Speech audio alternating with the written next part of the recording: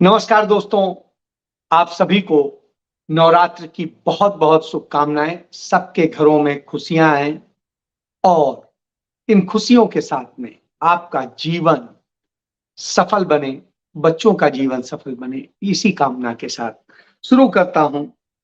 गिने चुने हैं लोग यहां अब जो सच पर कायम होते हैं, कब तक इनसे बच पाओगे, धोखे तो हरदम होते हैं।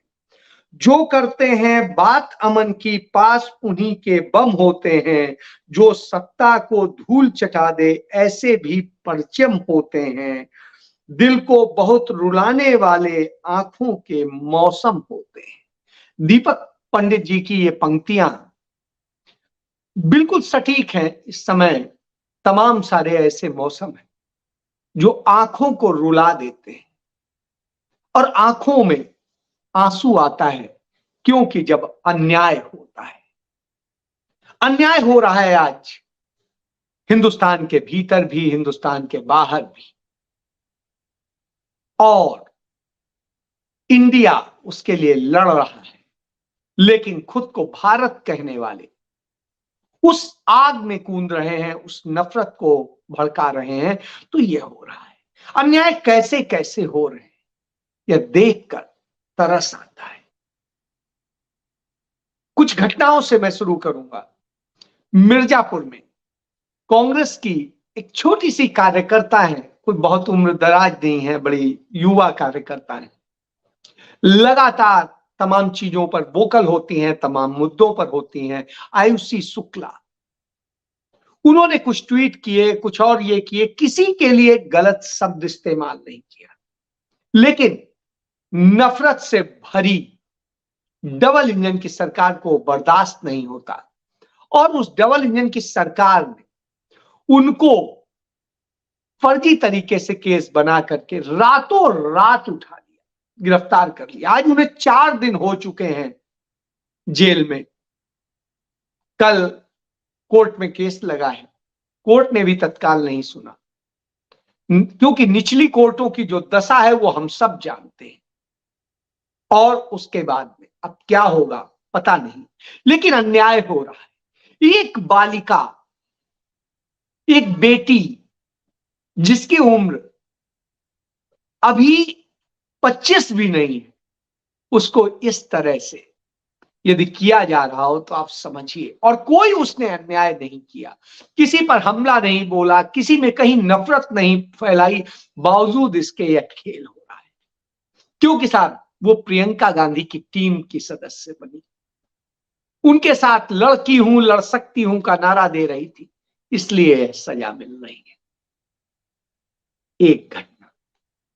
दूसरी घटना उसी डबल इंजन की सरकार की है, जो कहती है कि हम कानून व्यवस्था, न्याय का शासन और न जाने क्या क्या, ये लोग जो शब्द यूज करते हैं, सुव्यवस्था, सुशासन।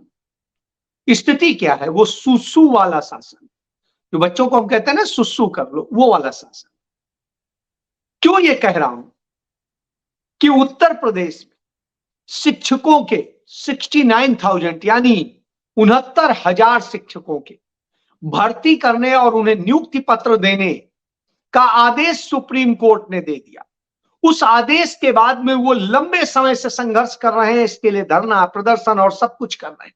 बेरोजगारी से तंग है, कई उन्होंने आत्महत्या तक कर ली है। और सारी लड़ाई जीतने के बाद में स्थिति है कि उत्तर प्रदेश सरकार उनको अपॉइंटमेंट लेटर देने को तैयार नहीं।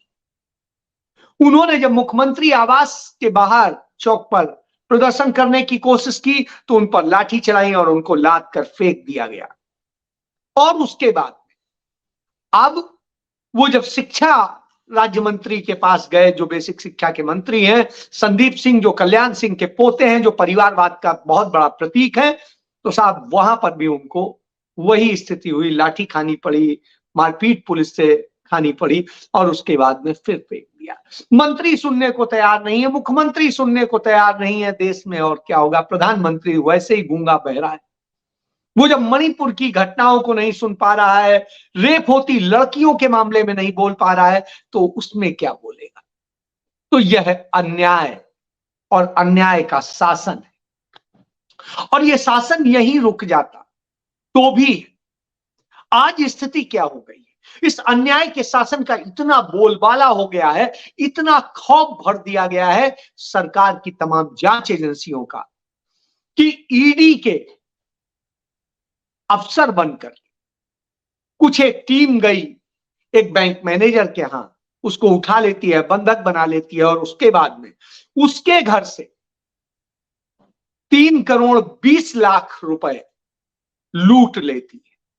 और लूट करके, और जिस तरीके से होता है पूरी घटना, जिस तरह से धमकाया जाता है और न जाने क्या क्या किया जाता है, वो समझने वाला है। उन्होंने अपना एक प्लाट बेचा और उस प्लाट से उन्हें जो पैसे की फर्स्ट किस्त मिली थी वो ये थी, और वो लुटेरे ले करके चले गए।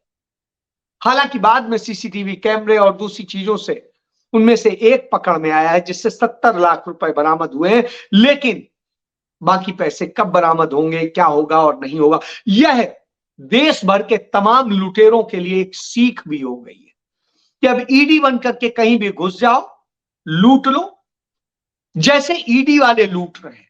ईडी के लोग जाते हैं, किसी बिजनेसमैन को अचानक एकदम से नोटिस देते हैं और कुछ करते हैं, और उसके बाद में चुपचाप एक बड़ी रकम लेके चले आते हैं। कुछ जगह पे वो सर्च और दूसरे बात का ड्रामा करते हैं और उसके बाद में तय होता है, और उसमें हिस्सेदारी सबकी है ऊपर तक। और इस तरह मेरे चूंकि ईडी में एक बड़े सीनियर अफसर हैं, एक मित्र हैं, उनसे जो जानकारियां मिली उसके बाद में मैं अचंभित था कि इतना रुपया हो गया है, इतना रुपया कमा लिया है लोगों ने। सुन करके आता है कि वाह भाई, ऐसी नौकरी तो फिर सबको करनी चाहिए। एक समय में कोई ईडी में जाना नहीं चाहता था। मेरे एक दोस्त दिनेश भट्ट आईपीएस थे यूटी कैडर के, वो ईडी में एडिशनल डायरेक्टर थे, और साहब वो वहां से कि हमें ईडी से हटाओ, नहीं आना है। सब ईडी में पोस्टिंग नहीं चाहते थे लोग, वो कांग्रेस का समय। स्थिति ये है। एक और डायरेक्टर रहे मेरे, ओबी मित्र हैं, ओबी दिल्ली पुलिस के ऑफिसर थे, करनैल सिंह साहब, बड़े अच्छे अफसर थे। वो ईडी में काफी समय रहे, लेकिन उनके समय में ईडी पर कोई एक भी रक्ती आरोप नहीं लगा। उन्होंने गलत होने नहीं दिया। उनको हटाने के बाद ही सारे खेल शुरू हुए। तो आप समझ सकते हैं, जो खेल शुरू हुए और खेल चल रहे हैं और लगातार चल रहे हैं, वो वही नहीं चल रहे हैं। आजकल डीआरआई हो, इनकम टैक्स हो, एनसीबी हो, या दूसरे सब ये जो एजेंसियां हैं जिनके पास कोई जिम्मेदारी नहीं है, सिर्फ कुछ भी हो कहीं पर घुस जाइए, लूट लीजिए, किसी नाम पे धमका दिए, कहेंगे एनडीपीएस में फंसा देंगे। आदमी डर के मारे कहेगा साहब जो ये मेरे पास है ले लो, अब छोड़ो मुझे, क्यों आप फंसा रहे हो, मेरी जान बख्शो। आज यह हालत। तो इस तरह से अन्याय होता है। तो एक तरफ बेटियां निर्दोष परेशान की जा रही, बेटी बचाओ बेटी पढ़ाओ वाले देश में, एक तरफ गुरु होता है, शिक्षक होता है, और न जाने क्या क्या कहते थे नरेंद्र मोदी, आज उन टीचर्स के ऊपर लाठियां चल रही हैं। उनमें महिलाएं भी हैं, बेटियां भी हैं, और पुरुष भी हैं, हर तरह के लोग, युवा भी हैं जिनके भविष्य खत्म हो रहे हैं। इसके बाद में तीसरी ये घटना आपको बताई। ये घटनाएं यही नहीं रुकती, इस तरह से लगातार चलती हैं, और ये नफरत के खेल की घटनाएं। इन लूट की घटनाओं से आप समझ सकते हैं कि इस तरह की घटनाएं और होंगी, क्योंकि अब जब बेरोजगारों की, अग्निवीरों की फौज निकलेगी तो वो करेगी क्या? वो इसी तरह का काम करेगी, क्योंकि वो जानती है शहीद होने पर सम्मान नहीं मिलता है, और किसानों को उनका हक नहीं मिलता है, बाकी युवाओं को रोजगार नहीं मिलता है, बेटियों की आबरू लूटी जाती है। तो साहब, यदि किसी को वेश्या नहीं बनना है, किसी को अपने इज्जत के साथ वो करना है, तो ये करना है, तो क्या करेगा? वो कहेगा इससे तो अच्छा है कि कोई अपराध कर। मुझे आज भी याद आता है, एक भारतीय जनता पार्टी के नेता है, पूर्व मंत्री हैं, मेरे मित्र हैं, डीएवी कॉलेज लखनऊ में होते थे, अब मैं नाम नहीं बता रहा हूं। तो उन्होंने एक बार बताया कि पैसे की जरूरत थी और क्या था, और जाने क्या बताया, और उसके बाद कहा कि फिर हम और हमारे एक दोस्त ने चेन स्नेचिंग करी। हालांकि वो पकड़े नहीं गए। अब आप समझिए, फिर मैंने उन दिनों मैं दैनिक जागरण का क्राइम रिपोर्टर हुआ करता था, मैंने स्टोरी लिखी थी कि लड़कियों को सैर सपाटा कराने की चाहत ने बना दिया लुटेरा। तो आप समझिए, वो तमाम सारे अच्छे घरों के लड़के थे, अपनी तमाम जरूरतों के लिए किस तरह की चीजों में। तो जब ये तो वो थे जो अय्यासी के खर्चों के लिए था, मोहब्बत के खर्चों के लिए था। लेकिन जहां आपकी रोटी का मसला होगा, आपके बच्चों के भविष्य का मसला होगा, आपके परिवार की आत्महत्या का मसला होगा, तब आप क्या करेंगे? तब तो आप कुछ भी कर सकते हैं। कमोबेश यही हिंदुस्तान नरेंद्र मोदी बना रहे। आज हिंदुस्तान दुनिया का सबसे बड़ा बेरोजगार देश बन गया है। सबसे बड़ी बेरोजगारों की आबादी हिंदुस्तान में है, सबसे बड़ी भुखमरों की आबादी हिंदुस्तान में है। और यह मैं नहीं कहता हूं, ये सरकारों के आंकड़े ही साबित करते हैं। सरकार खुद कहती है इस देश के 81 करोड़ लोग इतने बेबस हैं कि उन्हें 5 किलो अनाज दिया जा रहा है। आप समझ सकते हैं, जब इस स्थिति में देश हो तो फिर क्या होना क्या चाहिए? कांग्रेस कहती थी गवर्नेंस, और गवर्नेंस क्या होता है? सबको शिक्षा मिल जाए, सबको स्वास्थ्य की सुविधाएं मिल जाए, सबको खाने पीने की चीजें मिल जाए, रोजगार मिल जाए, औद्योगिकरण हो जाए, और उसके अलावा जो नागरिक सुविधाएं हैं उनको कैसे अधिक से अधिक प्रोवाइड किया जाए, ग्रामीण क्षेत्रों में सुविधाएं दी जाएं, और इन सब चीजों पे बात हो।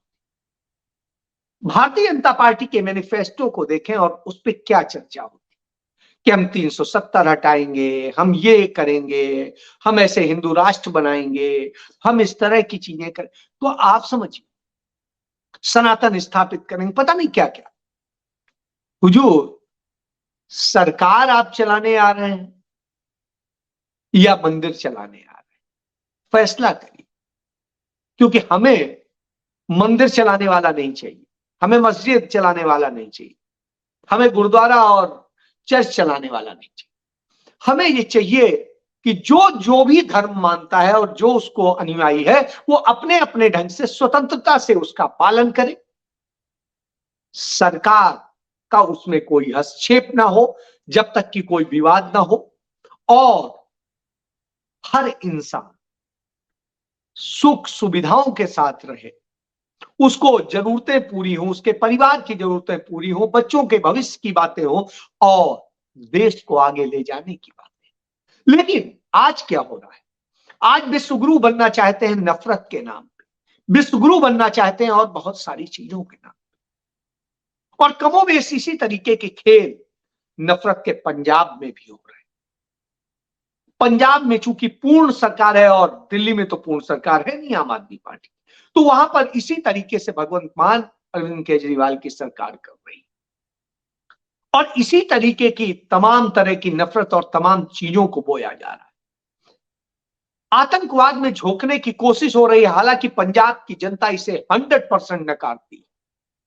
चंद फिरका परस्तों को छोड़ दीजिए तो कोई नहीं, लेकिन भड़काने और करने की कोशिशें लगातार।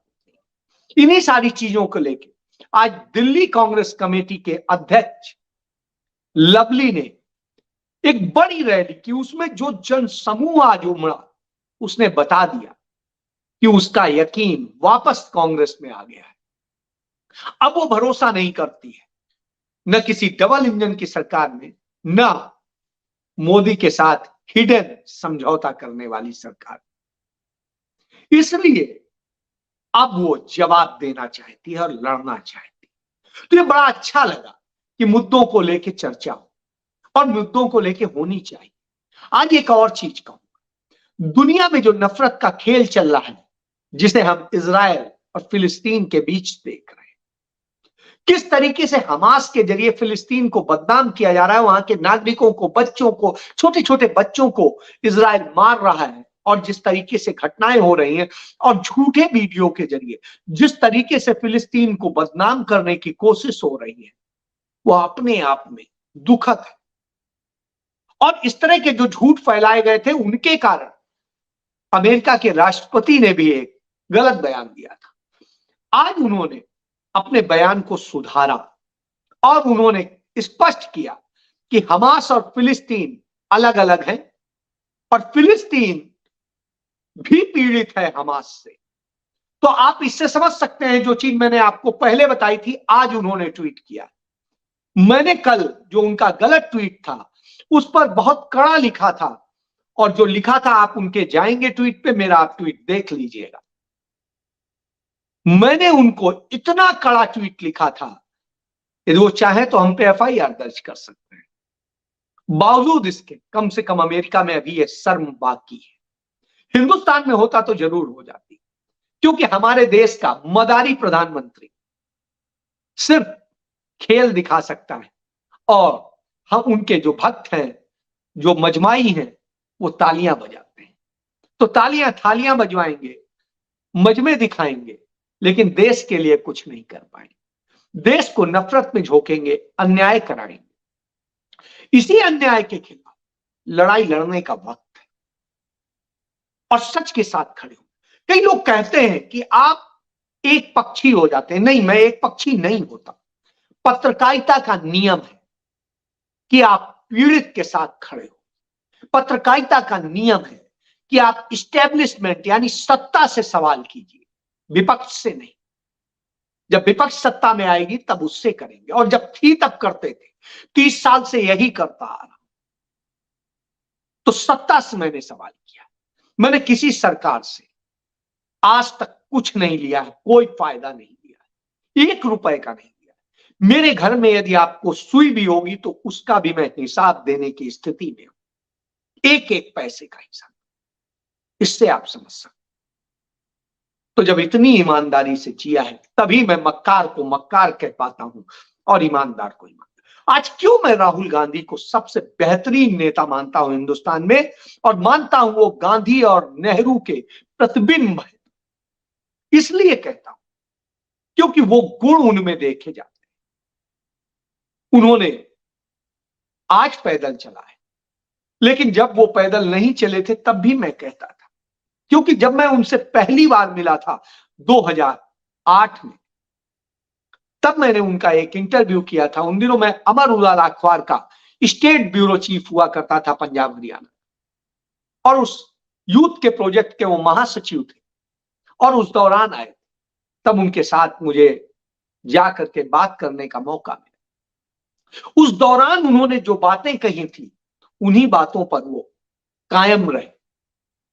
जब उनकी सरकार भी थी, दोबारा रिपीट हो, और उनके लिए उन्होंने लड़ाई लड़ी, चाहे भट्टा पारसौल में हो, चाहे और जो भी हो, किसानों के लिए हो, दूसरी चीजें। और उसके बाद जब वो सत्ता से बाहर हुए तब भी उन मुद्दों को लेकर के लड़ रहे। इसलिए मैं कहता हूं वो शख्स सच्चा है, और जो सच्चा होता है उसे पहचानने में हो सकता है देर लगे, लेकिन जब पहचाना जाएगा तो कोई भी सही आदमी उसके साथ खड़ा हो। तो आज वो सच की लड़ाई लड़ रहे हैं।